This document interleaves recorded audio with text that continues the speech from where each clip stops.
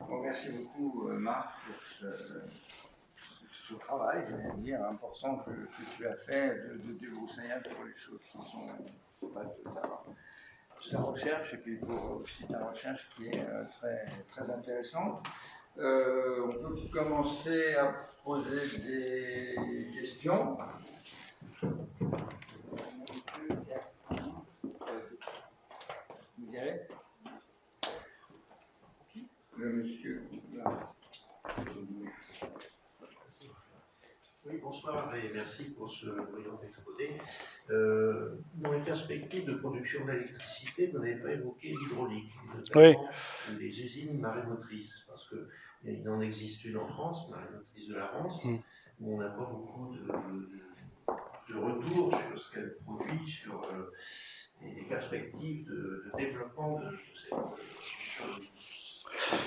Oui, les scénarios, les divers scénarios, en effet, essayent d'analyser la part que pourrait représenter l'hydroélectricité, qui inclut ce que vous indiquez.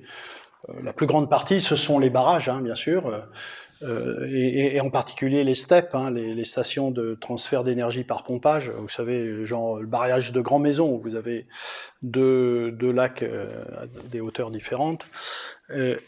Bon, aujourd'hui, tout le monde s'accorde. Alors, la part hydroélectrique en France est importante. Elle ne l'est pas autant qu'en Norvège, hein, où pratiquement 90% de l'électricité est hydro.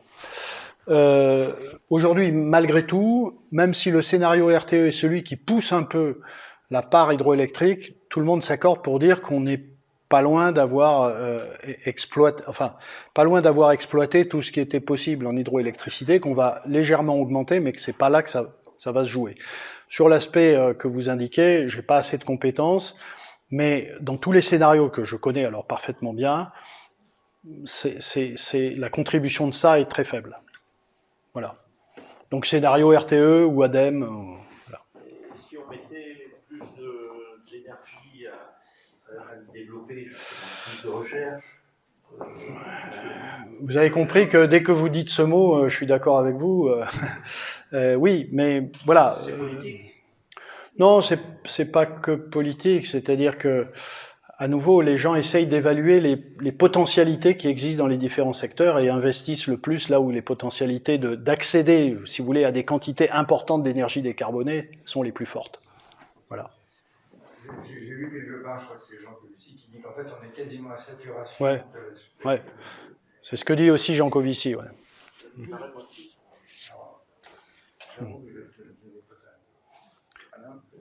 Oui, bonjour, merci beaucoup, effectivement extrêmement brillant comme exposé.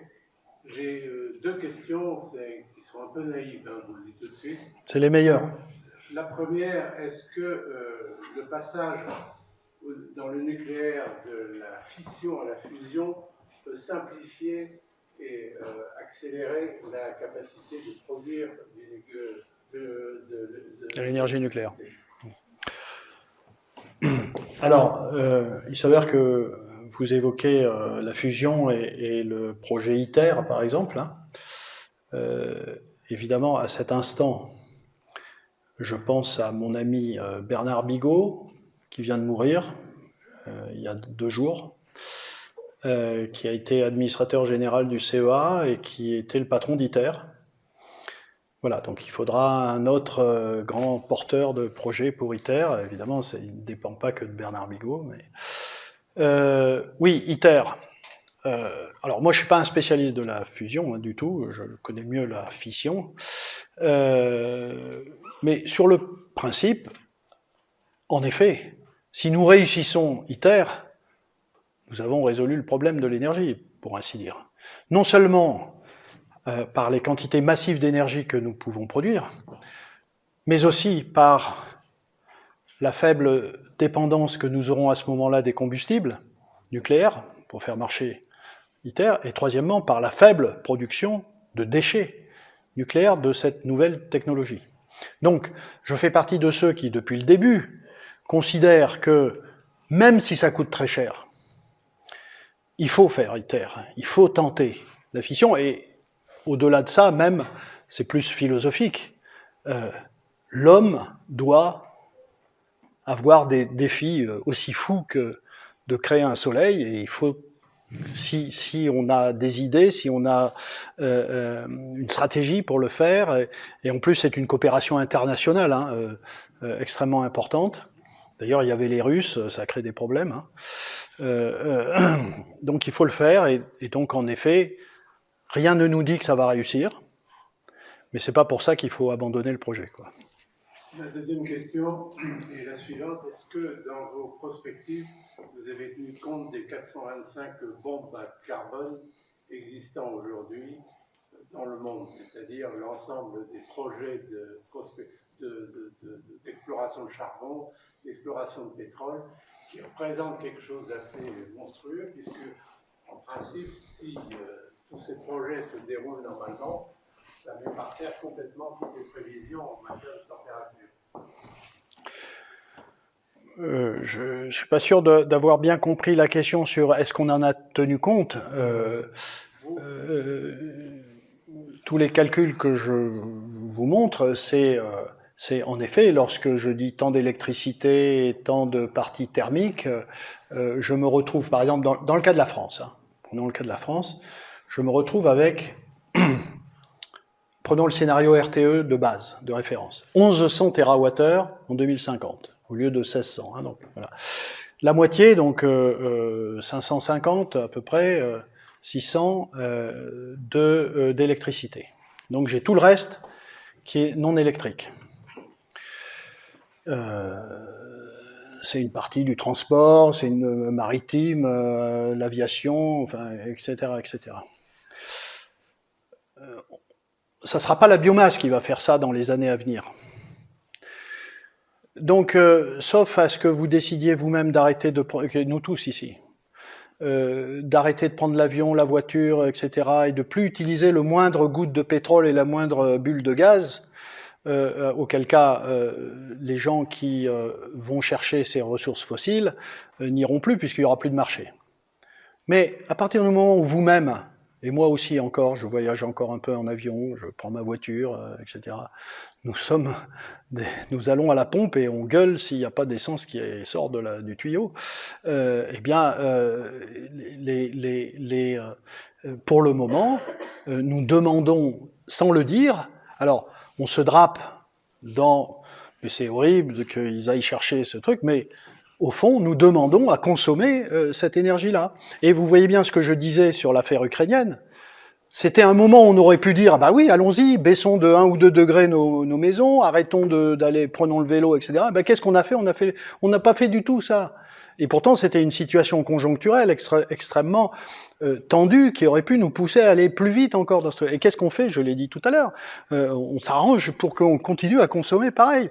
Donc, si les entreprises qui produisent ce pétrole, ce gaz ne fournissent pas, comment on fait ? C'est pas que elles qui sont... Voilà, ce que je veux dire, c'est que je fais partie de ceux qui pensent que nous avons tous une responsabilité et que la question aujourd'hui n'est pas de désigner des boucs émissaires, d'accord ? C'est de globalement trouver des solutions. Et ces solutions, ce seront des solutions d'équilibre qui changent peu à peu, et pas une révolution, c'est pour là que je parle de transition, je ne parle pas de révolution énergétique, voilà, qui prendra du temps, c'est ce que je dis depuis longtemps. Merci. Voilà. Bonsoir. Bonsoir. J'ai beaucoup aimé votre approche de cette transition énergétique. Merci. Mais j'ai des petites questions quand même en suspens. En allant vers la moitié ou le tout électrique, de quelle manière est-ce qu'on va protéger notre planète en augmentant tous les déchets nucléaires et toutes les batteries mises au rebut? Est-ce qu'on ne va pas provoquer autre chose en fait? Qui sera largement pire. Excellente question. À laquelle je réponds sous 2 angles différents. Le premier angle, c'est la question du nucléaire. Quand je défends le nucléaire, je ne dis pas il faut que tous les pays de la planète créent des centrales. je me place dans le cas français. D'ailleurs, mon bouquin, vous verrez, prend comme exemple la France, que je connais bien, pour décliner les questions. Donc, ceux qui ont la compétence, l'industrie, la sûreté nucléaire aussi, parce que, bon, doivent, parce qu'on en fait la démonstration, conserver cela, et donc ça ne correspond que, vous savez, l'énergie nucléaire représente moins de 10% à l'échelle de la planète. En France, c'est beaucoup plus, mais à l'échelle de la planète, donc c'est pas là que va se passer le gros problème. Mais il n'en reste pas moins que nous avons vécu, si vous voulez, depuis les années 70 avec de l'énergie essentiellement nucléaire. Avez-vous entendu parler d'un problème de quelqu'un qui est mort pas à cause d'un déchet nucléaire ou à cause de... Non. Donc, les déchets nucléaires, l'industrie nucléaire est sans doute, j'affirme, que c'est l'industrie la plus contrôlée de tout ce qui existe, de ce que fait l'homme sur cette planète. Donc, on fait extrêmement attention à ça, donc je n'anticipe pas... alors, après, vous pouvez me parler des accidents nucléaires, ça c'est autre chose. Mais sur les déchets, disons, je fais partie de ceux qui pensent que la science, la technologie, la gestion peut conduire à une gestion raisonnable. Actuellement, nos déchets nucléaires, on les met où, dans quel pays? À Bure. Non, on les a pas encore mis à Bure. Non, ils sont entreposés. oui, à la Hague, dans des piscines, voilà. Donc ils sont entreposés, mais bien sûr que, évidemment, les déchets, ça doit se gérer. Je ne dis pas que c'est formidable, je dis simplement que quand on en produit, d'ailleurs, ce ne sont pas des volumes exceptionnels, mais pour le moment, il n'y a pas eu de... Voilà, ce que je dis, c'est qu'on a mis en place, en tout cas dans un pays comme la France, et c'est vrai dans tous les pays nucléaires, on a mis en place des structures pour gérer de façon extrêmement sûre ces déchets. Alors vous parlez de CIGEO de Bure, et en effet, pour les déchets les plus radioactifs, le projet, et c'est pas que la France, hein, la Finlande fait la même chose et la Suède aussi, c'est en effet de les enfouir très profondément dans la terre, dans un système qui est censé, et c'est comme ça que c'est construit, être réversible, parce qu'au cas où on trouve une stratégie pour les détruire, qu'on puisse les ressortir et les traiter. Voilà, c'est ça qui est proposé. Mais tout ça fait partie vraiment d'une stratégie extrêmement sérieuse de gestion. Je ne dis pas personnellement que je suis heureux d'avoir des déchets nucléaires, je dis simplement que nous faisons extrêmement attention à sa gestion. Sur la question de tout ce qui est nouveaux déchets des nouvelles technologies de l'énergie, parce que c'est les déchets des batteries électriques, c'est les déchets des éoliennes et des pales d'éoliennes, c'est les déchets de tous ces trucs-là qu'on va avoir à gérer. Mais là aussi, il y a tout un secteur qui est de l'ordre, là aussi, de la recherche, de la technologie, de l'innovation, qui doit nous amener dans un monde où la question de la récupération et du recyclage va être centrale dans tous les nouveaux procédés de production. Voilà. Il faut qu'on pense à ça. Tout à l'heure, je vous ai dit que j'étais conseiller scientifique, membre du conseil scientifique d'EDF, mais je suis membre aussi de conseils scientifiques d'autres entreprises qui ont l'obsession de produire des choses de façon intelligente pour que dès le moment de la production, on inclut on inclut des paramètres qui font que on anticipe la fin de vie de tout ça pour pouvoir les récupérer et les recycler. Donc c'est toute une nouvelle réflexion, ça conduit à des nouveaux matériaux, ça conduit à de nouvelles recherches, enfin, etc. Voilà. Mais vous avez raison, il y aura... vous savez, c'est... ça vous dit quelque chose, le second principe de la thermodynamique ? Oui ? Voilà. Alors il y a quelque chose de très très fondamental. C'est que tout ce que nous faisons produit du désordre. Quoi qu'on fasse, nous produisons du désordre, et pour ramener ce désordre vers un peu plus d'ordre, c'est de la consommation d'énergie. Voilà. En gros, c'est une sorte de principe, c'est de la physique, et on n'en sortira jamais, c'est une règle. Donc soit nous disparaissons... Sortir de ce désordre-là en créant peut-être à nouveau. Nous créerons nous créons et nous créerons toujours du désordre. La question, c'est que nous ayons la quantité d'énergie suffisante, c'est pour ça qu'il faut, de mon point de vue, du nucléaire, de l'éolien, du solaire, etc., pour traiter ce désordre et le ramener à l'ordre. Mais quoi que vous fassiez, vous créez du désordre. Voilà. Et donc, pour que le monde n'évolue plus, il faut que nous disparissions totalement de la planète. Et pas, voilà. En gros, c'est ça. Oui, excusez-moi, j'étais un peu long, mais... J'aurais juste, par rapport à ce qu'a dit la dame, et ce que vous avez dit, c'est même pas nous, c'est la physique. Vous avez raison, voilà. Absolument. C'est pas l'homme, c'est la physique. Oui, c'est ça, oui. Vous avez raison de rectifier. Voilà, juste. En fait, moi, j'avais deux questions, mais je vais déjà poser la première. Est-ce que je pense que vous êtes au courant que le Shift Project a sorti le plan de transformation des économies françaises. Voilà. Et je voudrais avoir votre avis dessus, si jamais vous l'avez lu. Je pense que oui. Oui. Oui, j'essaye de lire tout ce qu'il y a sur le sujet. Et bien sûr que pour moi, c'est pas comme pour certains un gourou, mais j'écoute quand même Jean Covici de temps en temps. J'ai lu sa BD. Vous l'avez lu ? Non, j'en ai entendu parler. Bon, c'est pas mal. C'est pas mal. Bon, ce qui m'énerve un peu, c'est qu'on voit la tête de Jean Covici à chacune des images. Bon, c'est un peu le culte de la personnalité, mais non.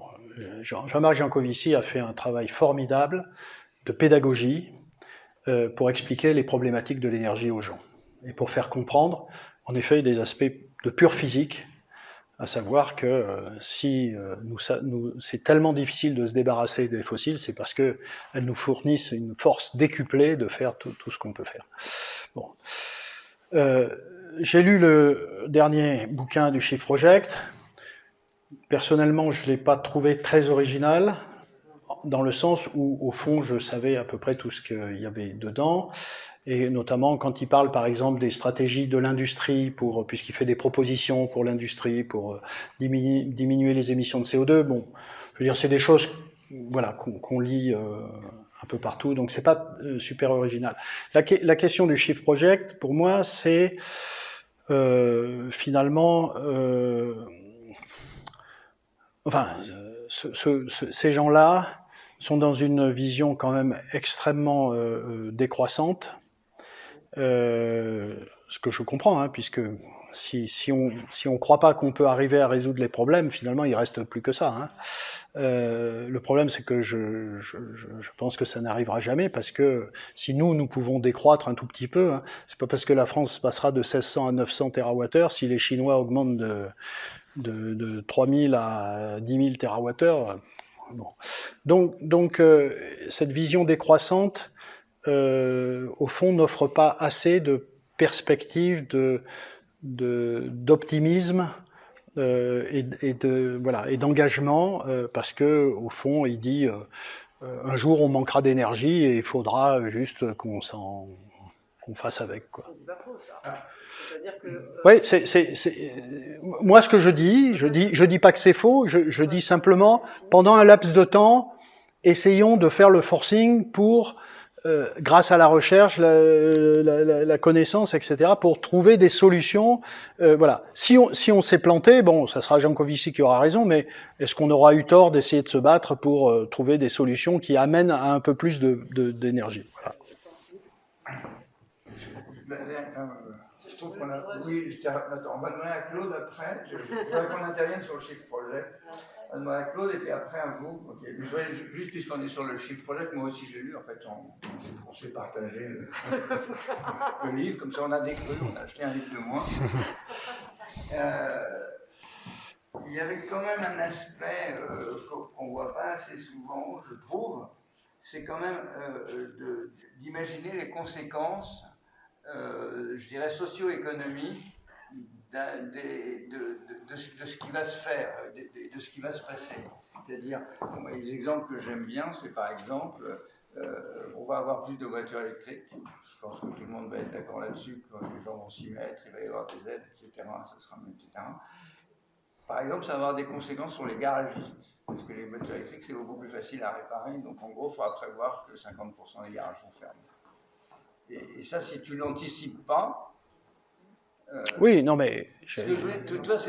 Non, mais ça j'ai compris. En gros, Jancovici, il dit que toutes les activités qui dépendaient de plus d'énergie vont diminuer parce que nous aurons moins d'énergie. Oui, oui, mais non, mais il dit pas que ça. C'est quand même une analyse. C'est pas une analyse aussi grossière.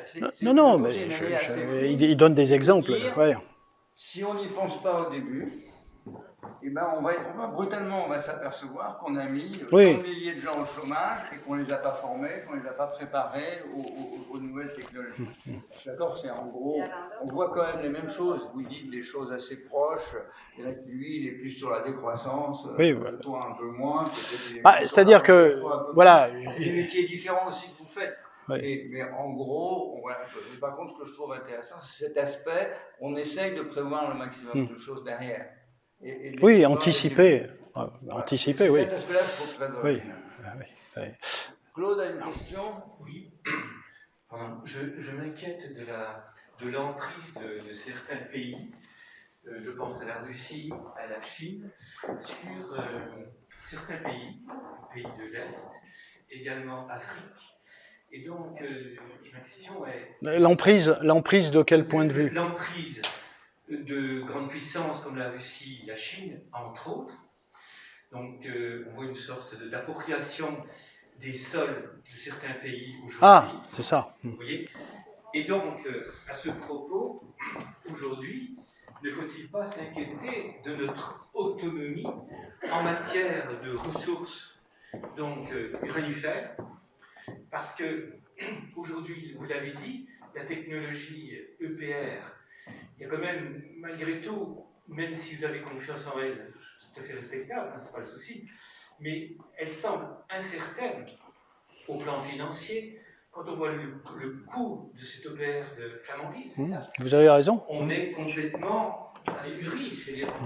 Et en plus de cela, aurons-nous suffisamment d'uranium? Est-ce que le problème que nous rencontrons aujourd'hui avec la Russie par rapport au gaz, est-ce que nous n'aurons pas par rapport à l'uranium? Est-ce que nous ne pouvons pas quand même fonder tout notre raisonnement sur la technologie EPR? Oui, alors, sur la dernière question, à nouveau, hein, c'est pas ce que je dis pas tout sur la technologie EPR. D'ailleurs, la technologie EPR, en effet, Flamanville est un échec, est un échec du point de vue financier et du point de vue des retards qu'il y a. Finalement, on l'aura bien, l'EPR de Flamanville. Les nouveaux EPR, on parle de PR2 aujourd'hui, hein, c'est pas tout à fait les mêmes. Voilà, donc, ce que j'en sais, ce que je peux en espérer, c'est qu'on aura appris de cette affaire de Flamanville, enfin les entreprises. On aura appris aussi des collaborations qu'on a avec les Anglais, les Chinois, sur les autres EPR qui ont démarré, la Finlande, où on est présent, et que donc, en effet, nous pourrons résoudre les problèmes techniques qui ont été à la source des dépenses supplémentaires. Bon, voilà, si on n'y arrive pas, on n'y arrive pas, mais disons que là encore, mon message c'est essayons d'y arriver et ne baissons pas tout de suite les bras. Voilà. Sur la question de la ressource en uranium, c'est une très bonne question. Nous n'avons pas d'uranium dans notre sol donc il faut en acheter ailleurs. Cependant, nous avons d'une part des ressources en uranium, des stocks d'uranium qui sont assez importants et qui peuvent qui nous rendent indépendants sur plusieurs années. Et voilà, pour le moment, il n'y a pas de problème d'approvisionnement en uranium. Mais c'est bien parce que j'ai conscience de cette question, que nous avons conscience à l'Académie de cette question, que nous nous battons pour qu'il y ait ce travail sur les réacteurs de 4e génération, les réacteurs à neutrons rapides. Parce que, comme vous le savez peut-être, ces réacteurs-là utiliseront des déchets nucléaires comme combustible. Et ça change complètement la donne. Et à ce moment-là, nous ne sommes plus... Parce qu'avec le nucléaire actuel, il y a même aussi une perspective où l'uranium n'est pas infini, les ressources d'uranium sur la planète sont pas infinies, même s'il y en a, voilà, même si on peut aller tranquillement dans tous les pays aller en chercher, elles sont pas infinies. Avec les réacteurs de 4e génération, c'est plus 100 ans ou 200 ans de nucléaire qui sont permis, c'est 1000 ans. Voilà, donc, si vous voulez, je pense que la question de la ressource en nucléaire n'est pas trop critique. Maintenant, sur le premier point, en effet, notre pays ne sera jamais en capacité d'être indépendant sur tous les fronts des ressources. Nous avons notre sol, il y a des choses qui manquent. Et donc, c'est pour ça que, évidemment, la question l'Union européenne est quelque chose de très important, et que on critique la mondialisation, mais il va falloir quand même continuer à établir des coopérations fructueuses, y compris avec des pays avec lesquels on n'est pas d'accord, parce que nous... voilà, donc plutôt que de dire... engageons des conflits avec ces pays, par exemple en Afrique, pour être meilleur qu'eux sur l'acquisition des terrains où il y a des ressources. Mettons en place une organisation mondiale des ressources. Enfin, je pense que c'est comme ça qu'il faut fonctionner.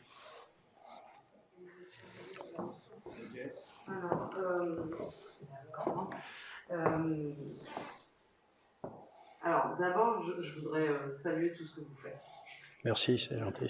Voilà, parce que moi, je suis de formation physique, etc. Donc, je salue justement tout ce qui est recherche et compagnie.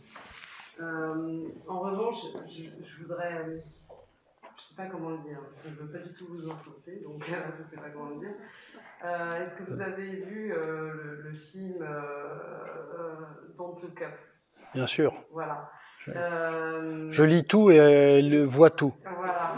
Et alors justement, dans ce film-là, c'est un peu l'allégorie justement sur le changement climatique. On fait une espèce de critique de Bien gens sûr. qui sont à fond pour justement la recherche, la science, etc., le progrès technologique plutôt, Bien sûr. je dirais.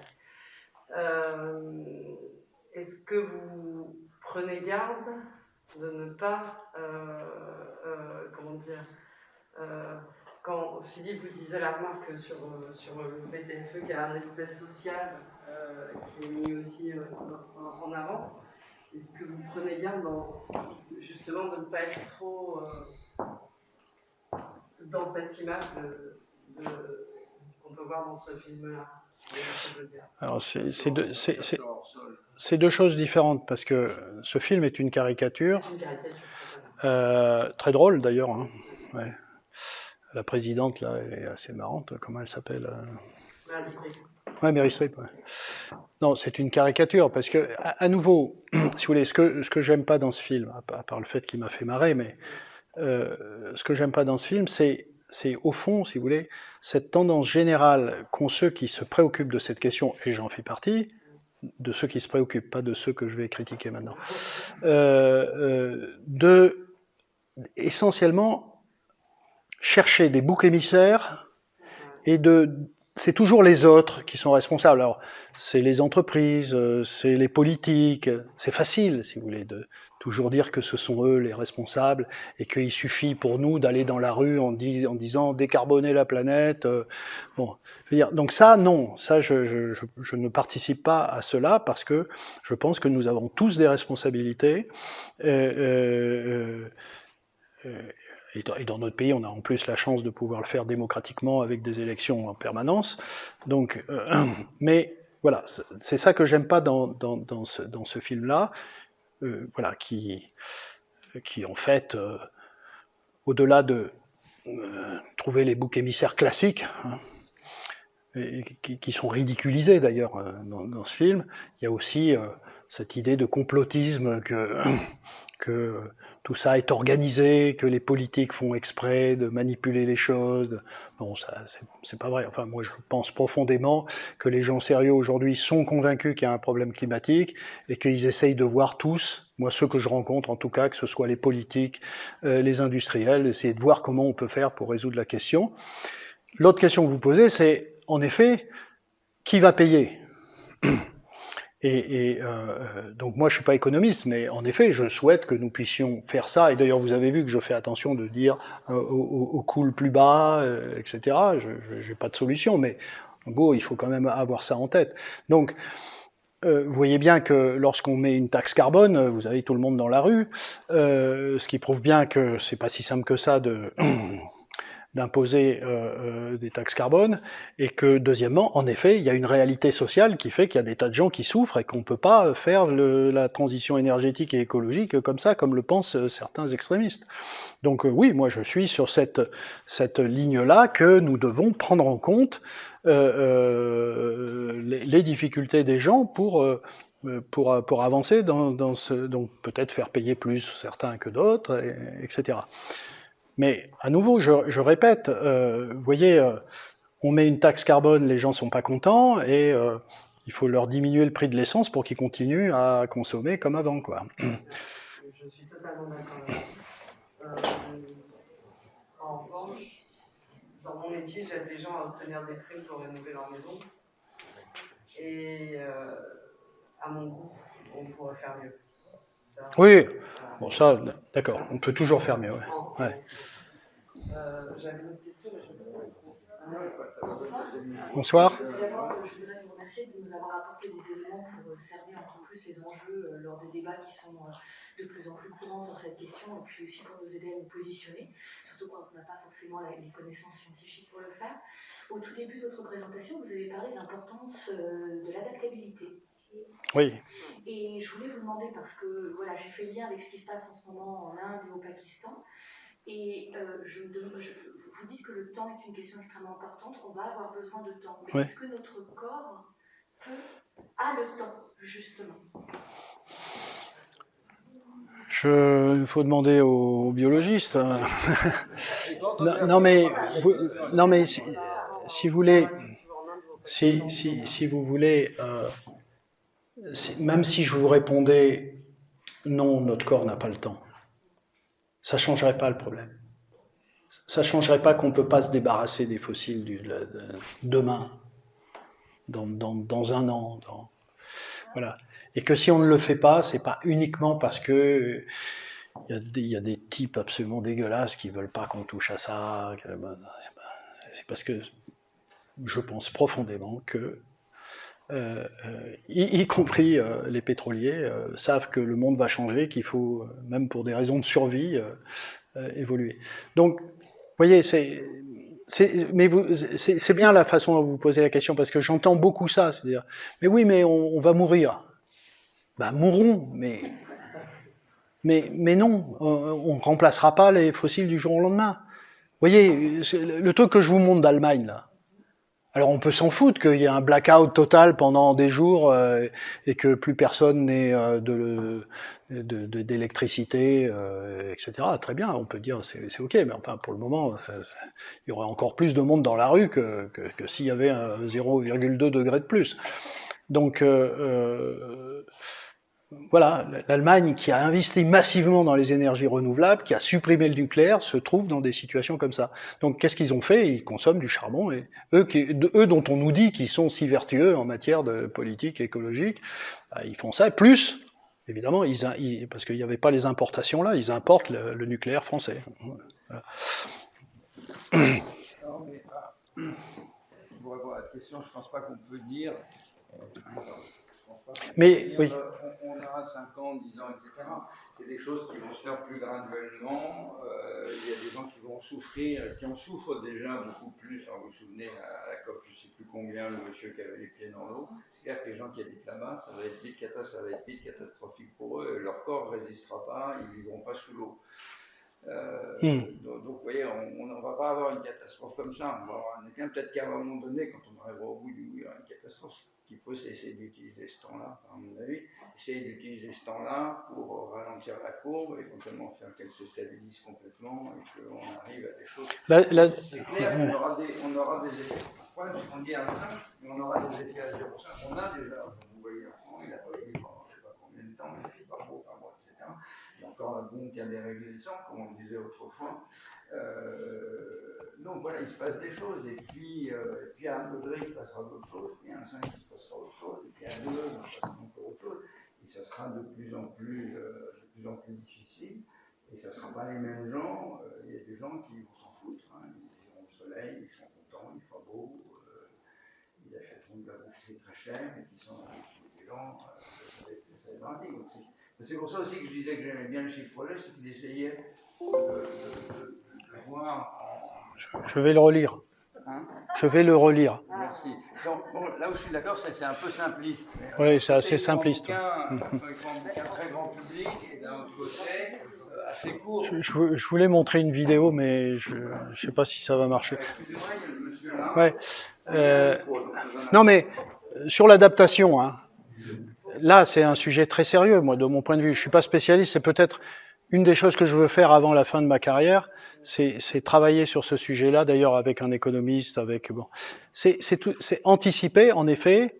Alors, je dirais que d'une certaine façon, le Pakistan, l'Inde, ils n'ont pas anticipé. Donc là, il y a un truc massif de chaleur qui leur tombe dessus, c'est horrible. Bon. Mais nous, plus tempérés, etc., il faut qu'on anticipe. Et si on ne se pose pas la question, il faut anticiper la gestion des bords d'océans et de mer, il faut anticiper nos hôpitaux, il faut anticiper tout le problème de la climatisation. Alors ça, c'est plus d'énergie, hein, la climatisation, mais si elle est décarbonée, allons-y, climatisons à mort, mais il faut de l'énergie décarbonée. Voilà, enfin, c'est toutes ces choses-là.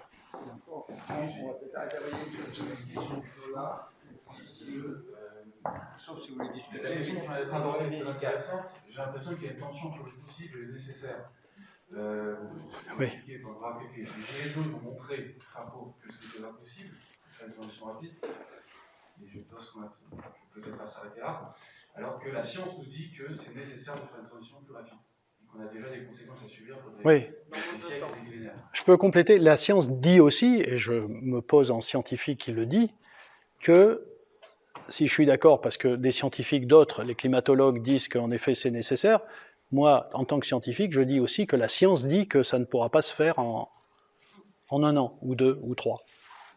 Et c'est la science qui le dit, de mon point de vue. Sauf que dans le comité, c'est la physique, et dans le second cas, c'est du sociétal, c'est en partie dans l'organisation. Ah non, non. C'est la politique et la volonté. Non, non. Par exemple, je suis spécialiste de stockage d'énergie, aussi bien chimique qu'électrochimique, batterie, etc.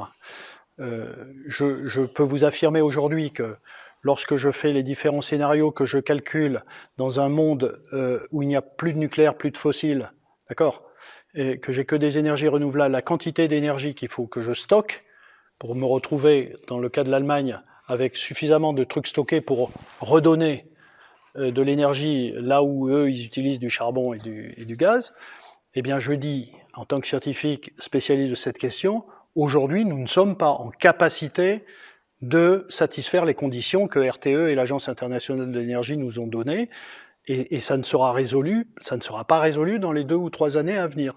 Donc c'est aussi la science qui dit ça, de mon point de vue. Entre les souffrances présentes et les ordres du futur. Ma question, c'était sur donc, les chiffres, selon vous, d'après ce temps nécessaire, cette durée nécessaire d'adaptation, de transition des énergies, combien de degrés vous pensez qu'on risque d'avoir? Parce que je ne sais pas, pour ne pas dépasser, etc., donc selon vous, du coup, est-ce qu'il y a un nombre d'élévations de température fatale? Et deuxième chiffre, c'est le nombre de térawattheures totaux qu'on serait capable de produire, tenant compte des limites que vous avez évoquées, le nombre la quantité de métal qui augmente avec justement le côté renouvelable, avec les terres, la surface des terres qui est limitée, il faut des terres pour faire vendre du biocarburant, donc forcément il y a des limites. Du coup, est-ce que quelqu'un a calculé cette limite, cette capacité d'énergie qu'on peut générer? Non, je crois pas que on puisse le. Enfin, moi, je l'ai pas fait, en tout cas, tel que vous le proposez, ce qui est intéressant. Mais en effet, par exemple, sur les perspectives, pardon. Mais en effet, sur les perspectives qu'on peut envisager pour 2050, par exemple,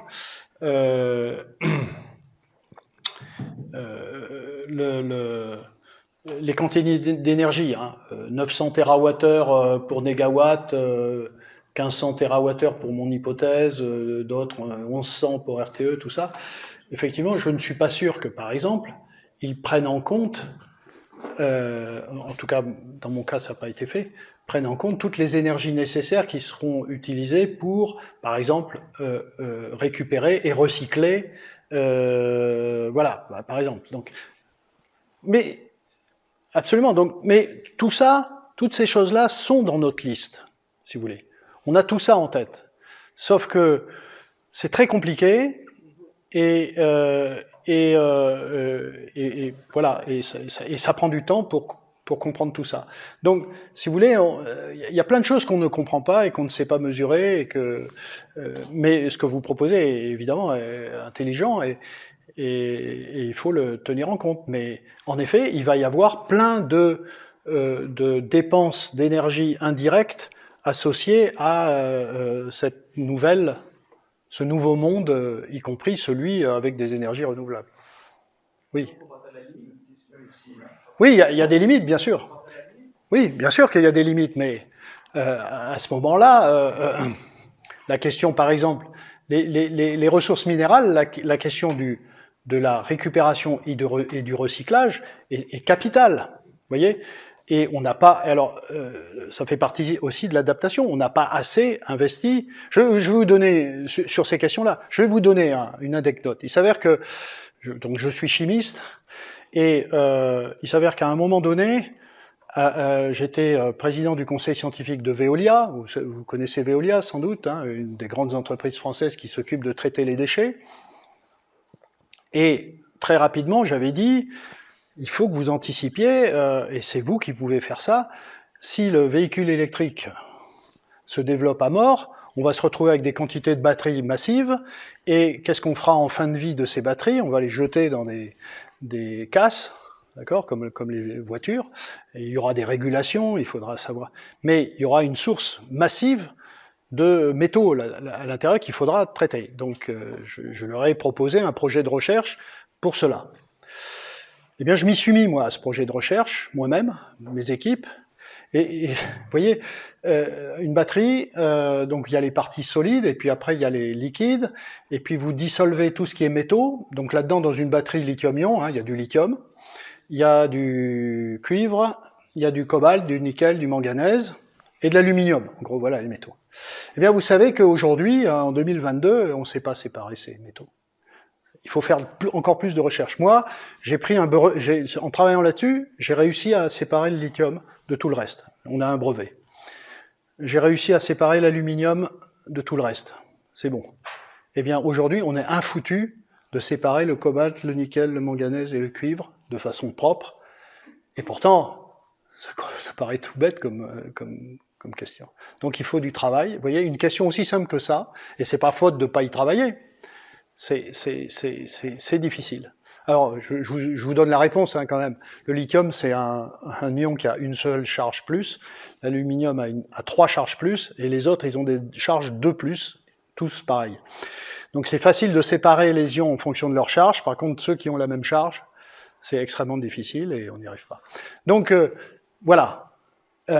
On est confronté à la fois avec ces limites dont vous parlez, à de la recherche possible pour résoudre la question, par exemple la récupération, le recyclage, la séparation de ces métaux et la réutilisation, et en 2022, un développement des sciences et des techniques insuffisant pour traiter la question. Et vous pourrez toujours dire, le GIEC nous a dit que dans 2 ans, la planète sera invivable.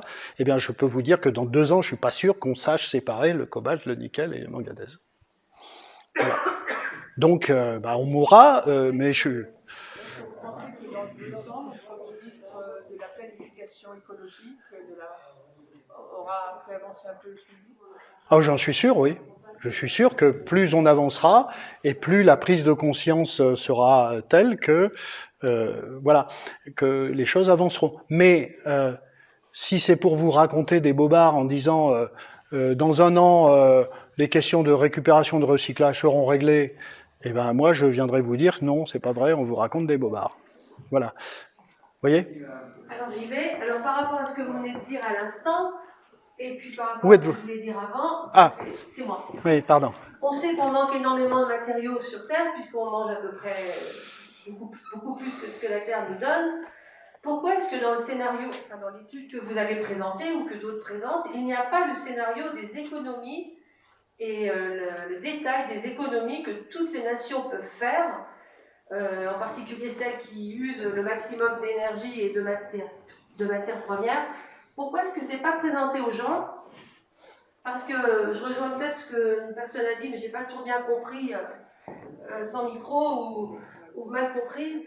On sait qu'on n'a pas assez de matériaux, on sait qu'on n'est pas assez vertueux, parce que malgré tout, vous dites que tout le monde est au courant, oui, mais quand il fait chaud et 30 degrés, tout le monde dit on va faire un barbecue, et on ne dit pas attention, au contraire, on va faire beaucoup moins on va manger moins de viande, on va pas faire de barbecue, on va vivre, on va prendre notre vélo, on ne le fait pas. Alors il manque à la fois pour moi des données économiques, d'économie, où est-ce qu'on peut économiser pour ne pas utiliser d'énergie, et aussi où est-ce qu'on peut vraiment nous éduquer nous-mêmes, pour qu'on n'ait pas toujours envie d'être toujours nous l'humain au cœur de tout, parce que non seulement nous on va mourir, mais en attendant, par rapport à ce que vous disiez, madame, les poissons sont morts, les insectes sont morts, enfin bien avant nous, et on dépend tous les uns des autres.